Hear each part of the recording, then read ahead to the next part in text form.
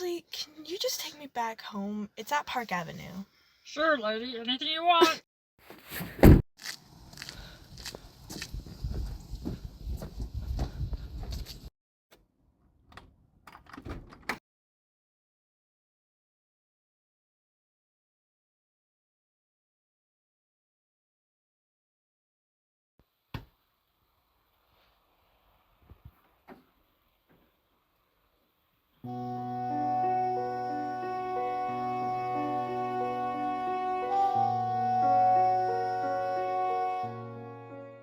Time to pull up the stakes and leave this shithole behind. Gather whatever shit you want and meet me out in the car. 15 minutes tops. Is everything okay, Dad? Is someone after us? Wyatt, quick so! Cats don't like to travel. Well, anyone who doesn't like to travel isn't invited on our adventure.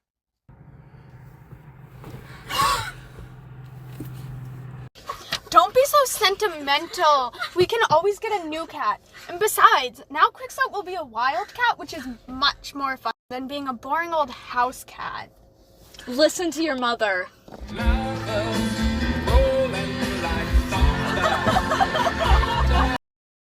All this running around and moving was temporary. Dad explained. He had a plan. He was going to find gold. Everybody said Dad was a genius. He could build or fix anything. He was always inventing things, but one of his most important inventions was a contraption he called the prospector. It was going to help us find gold. In my mind, Dad was perfect, although he did have what Mom called A bit of a drinking situation. We could usually handle it, but some days Dad turned into a stranger who broke things and beat up Mom and anyone who got in his way. That was rare, though, so it was okay. He also told us stories about himself mostly, but when Dad wasn't telling us about himself, he told us about all the wondrous things he could do, like building our glass castle. All we had to do was find gold. Dad said. Once that happened, with the help of the prospector, he'd start work on the glass castle. Do you always like moving around? Of course I do. Don't you? Sure. How many places have we lived? It depends on what you mean by lived. If you spend one night in some town, do you live there? How about 2 nights? Or the whole week? If you unpack all your things. We counted 11 places we had lived. Then we lost track. We couldn't remember the names of some of the towns or what the houses we lived in looked like. Mostly, I remember the inside of cars. It was some time later when Mom and Dad came back from the bar, carrying snacks for us. Then we started driving again. Mom, pack this for me! But I don't want to eat it! I'm hungry too! Good thing we're both not hungry. Brian, we've been starving for days!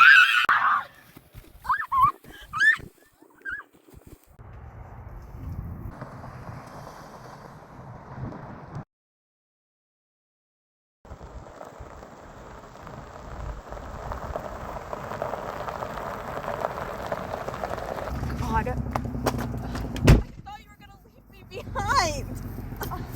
Oh, I'd never do that. Your brother was blubbering so hard about how you'd fallen out the car. I couldn't understand him a bit. Ugh. You fucked up not locker, didn't you? Mom was pregnant. Everyone hoped it would be a boy so Brian would have someone to play with. Dad planned for us to move to a town called Blythe when it was time for Mom to give birth. In the meantime, though, Mom devoted herself to her art. She spent all day painting, sculpting, drawing, sketching, doing whatever. She didn't really have a style either. She did everything from realism to abstract to what she called being primitive. She loved being an artist. We were on our way to Blythe. Earlier, Mom had told us it was almost time for the baby to come out. She said she had been pregnant for 10 months. You probably lost track somewhere, Rosemary. No, I didn't. I always carry children longer than most women. Lori was in my womb for 14 months. Bullshit, unless Lori's part elephant. Don't you make fun of me or my children. Some babies are born premature. Mine were all post-mature. That's why they're so smart. Their brains had longer to develop. That's not fucking possible. If that's the case, then you and your children are all freaks of nature. You're just a Mr. Know-It-All Smarty Pants who refuses to believe that I'm special. Not even Jesus H. Christ on a goddamn cross took that long to gestate. Rex, blasphemy is a sin! You crazy bitch! Get your goddamn ass back in the car! Damn it, Rosemary, get back in here! Here goes the adventure. The car's right behind us. Why are they honking at us? What the hell is Mom going and Dad on? already taught me everything that a Miss Paige was cop? teaching You're in our lucky it second wasn't, grade otherwise class. you'd be hauling Dad your had me ass write off everything in jail. binary numbers, but today I didn't have time to convert it into Arabic numbers.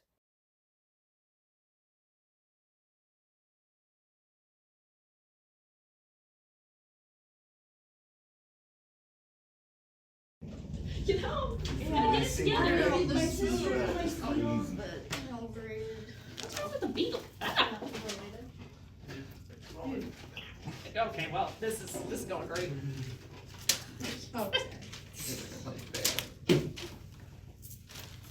What is this? It's trash. You need to start over.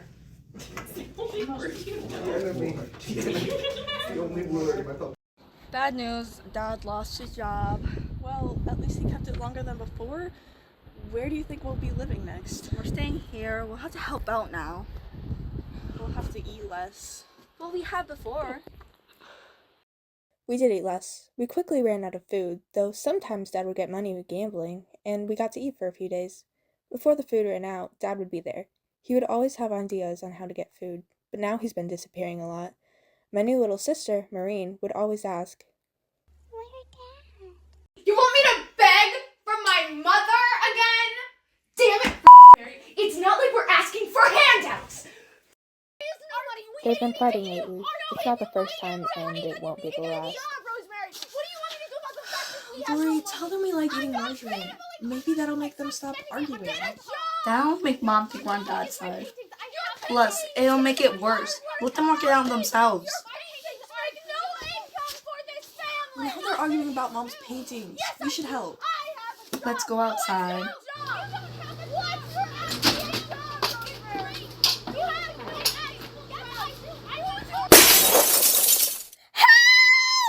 He's trying to kill me! Damn it, Rosemary, get back in here! Just after I turned 8, Billy moved in. Billy is weird. He walks around like he's itchy. Maybe he is.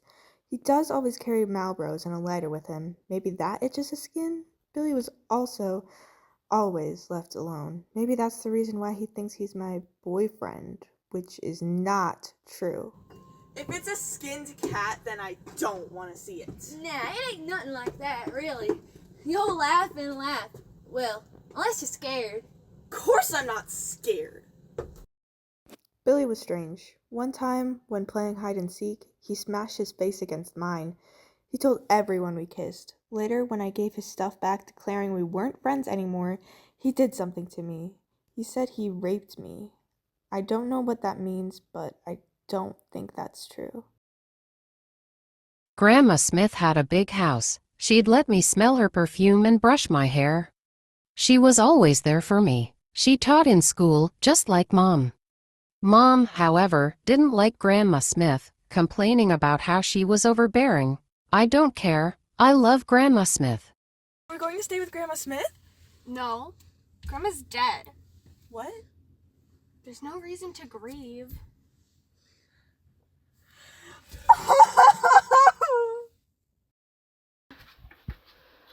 And I know what you're thinking. I want to make one thing clear. I'm not. Your father needs to see the mess he's making of our lives. I've read books that if the mess is cleaned up when they wake up, they assume nothing happened. We need to leave the mess out so he knows what he did. So, we leave the house a mess? Yes. And if he's out for too long, pick his pockets. Take any change he has. Why? I have a really good feeling about this Christmas. Things aren't going well, and they're not going to get better in a month. This is God's way of telling us to take charge of our own fates. God helps those who help themselves. That year's Christmas was not any better than before. Dad yelled at church while the chorus was singing, saying, "Virgin my ass," about Mary. Although Christmas wasn't great, at least we could afford gifts. What do you want most in the world, Jeanette? It's a special occasion. You are turning 10. I'm scared to ask you. You know, if it's humanly possible, I'll get it for you.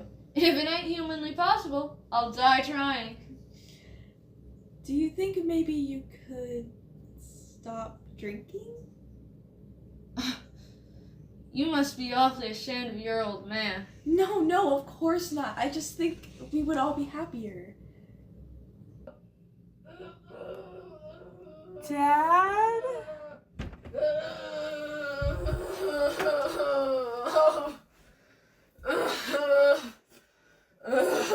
Dad?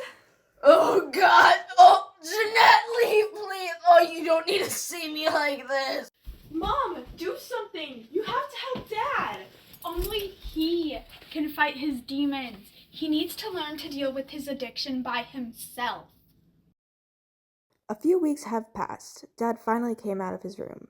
He looked paler and thinner. He had no appetite and his hands kept trembling, but at least he was sober. I wonder what life will be like now.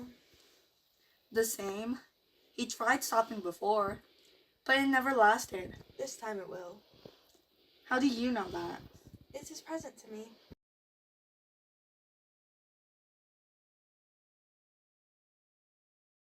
With Dad drinking again and no money coming in, Mom decided it would be best to move to Welsh in West Virginia with Dad's parents. Welcome to Welsh! Pleased to meet you, Grandma. I'm not a grandma. My name's Irma.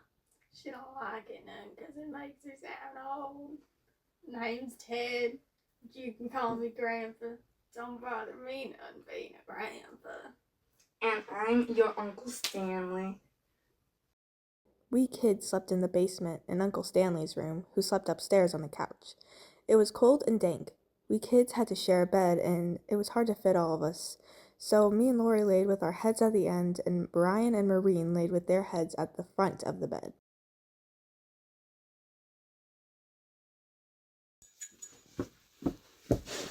I hate Irma. Jeanette, you have to show some compassion for her. She didn't have a great childhood. Her multiple relatives treated her like a servant. She can't let go of her misery. It's all she knows. Plus, you should never hate anyone. Everybody has one redeeming quality about them. You have to find it and love them for it. Oh yeah, how about Hitler? What was his redeeming quality? Hitler loved dogs. Unfortunately, Mom and Dad had left us for a while to redeem our things left back in Phoenix, so we were stuck with Irma, Grandpa, and Uncle Stanley. We kids were all watching TV in the living room. Irma told Brian that his britches needed mending. She took him into the other room to fix them. After a while, I heard Brian weakly protesting, so I went into the room. I saw something that truly hurt my soul.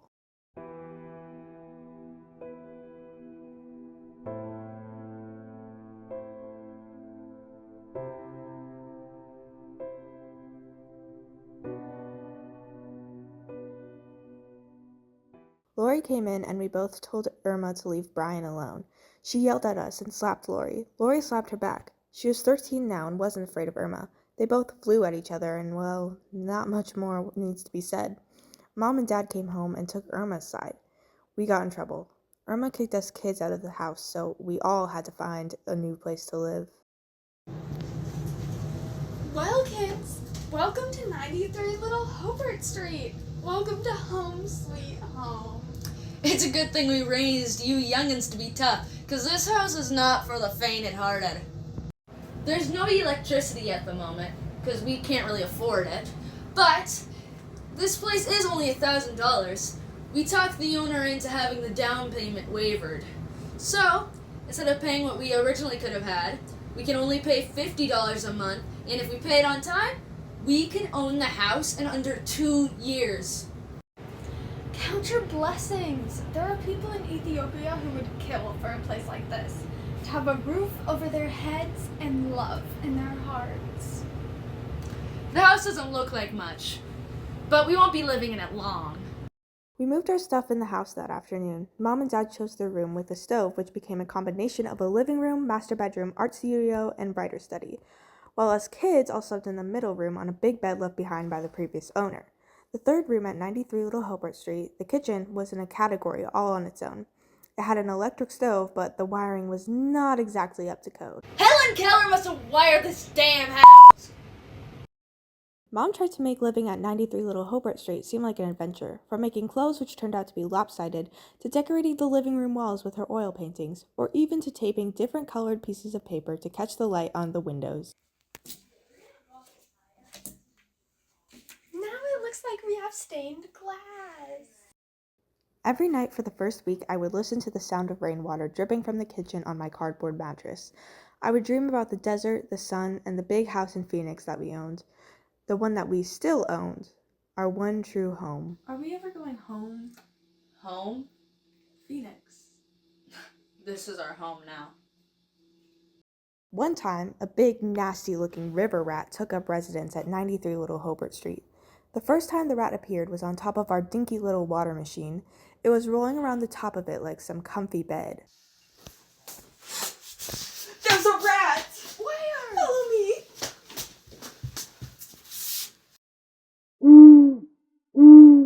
The rat is coming for me. That's not true. Stop being a wuss. I really do fear the rat. I think he's close. No, it's not, and I'll prove it to you.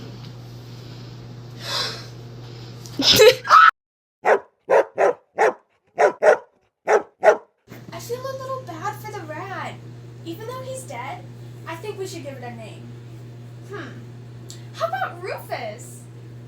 Ooh, I want to put the rat on a stake, just like the book where warriors use their victims' bodies to scare off enemies. We heard gunshots go off where Mr. Freeman lived next door. He had seen the rat and assumed it was a possum and got his hunting rifle and blew Rufus clean away. There was nothing left of Rufus besides a mangled piece of his tail. That winter, Irma died from her liver, as Dad said that her liver had simply given out. However, Mom said that Irma drank herself to death and quoted that it was suicide every bit as much as it was if she had stuck her head in the oven, but only slower. Whatever caused Irma's death, Dad seemed to be more distraught than I'd ever seen. Do you kids have anything nice to say about Irma now that she's passed? Ding dong, the bitch is dead. She was my mother, for God's sake. You kids make me ashamed. You hear me? Ashamed. You're ashamed of us?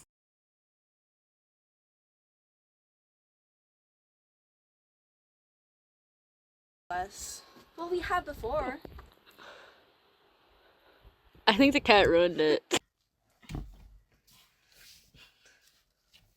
Driving. You need to start. It's what I'm imagining right. Do you think maybe you could? Oh shoot. Yeah, wrong line, honey. Okay, all right. Wrong line, honey. Cannot be. You are stealing so much blanket. Ready, ready, lefty, loosey. Lefty Lucy. I'm gonna have to cut that. Keep groaning. Yeah, just go.